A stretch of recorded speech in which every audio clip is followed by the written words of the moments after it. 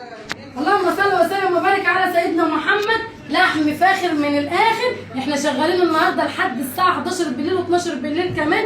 انا عايزه كل الناس تستفيد بالعرض. جرب كده كيلو اللحمه هنبيعه بكام؟ والله العظيم يا جماعه العرض ده يعني انا عايزه الناس كلها تستفاد منه. انا عايزه اخلص الشبكه كلها. اللهم بارك. وريهم كده اللحمه. كيلو اللحمه ب 270. ال5 كيلو ب 1200. بصوا اللحمه. اللهم بارك. كيلو اللحمه جرب كده. كيلو اللحمه ب 270 واللي ياخد 5 كيلو على 260 واللي ياخد 10 كيلو على 200 جنيه. على 200 جنيه ايوه. اللي ياخد 10 كيلو ب 2000 جنيه بس.